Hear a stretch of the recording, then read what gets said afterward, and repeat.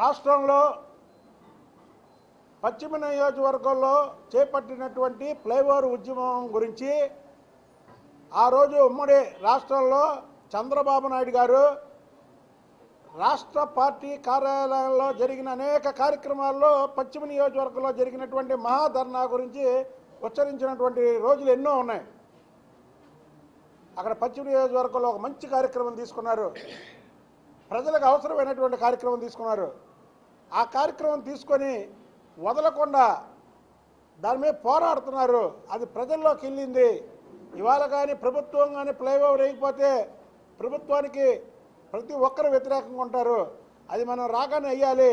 మీరు కూడా ప్రతి ఒక్కరూ కూడా అలాంటి కార్యక్రమాలు తీసుకొని ఒకరోజు 2 రోజుల్లో చేసి వదలకుండా ప్రజల్లోకి తీసుకెళ్ళాలి అని చంద్రబాబు నాయుడు గారు సీనియర్ తెలుగుదేశం పార్టీ నాయకులకు కూడా సూచించడం జరిగింది.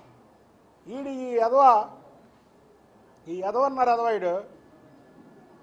సరే, ఆ రోజు ఉన్నటువంటి పరిస్థితుల్లో ఇంకొక ఎదవనాడు వంశీ, వాడు చేసిన తప్పులకి వాడిని పక్కకు దోసి ఈయన తీసుకొచ్చిన మరుక్షణం నుంచి అతనికి నాకు ఏం లేకపోయినా ఒక బీసీ వర్గాల నుంచి ఒక గట్టిగా పోరాడే వ్యక్తి ఇక్కడ ఉండకూడదు అని ఒక తలంపుతో చంద్రబాబు నాయుడు గారి దగ్గర అప్పటి నుంచే బ్లాక్మెయిలింగ్ మొదలైంది. దీనికి ప్రత్యక్ష సాక్షి సుజనా చౌదరి గారు. సుజనా చౌదరి గారిని మధ్యలో పెట్టి ఎంకంతో మాట్లాడమంటే పాప ఆయన కూడా మాట్లాడడానికి ఇబ్బంది పడి నా దగ్గరికి వస్తే ఈ బ్లాక్మెయిలరు చంద్రబాబు గారిని ఎక్కడ ఇబ్బంది పెడతాడో, 2014లో తెలుగుదేశం పార్టీ ప్రభుత్వం వస్తుంది, ఈరోజు మనం వ్యతిరేకం అవ్వకూడదు అని మేము ఆయన అర్బన్ అధ్యక్షుడిగా అవకాశం ఇస్తే ఓకే అన్న.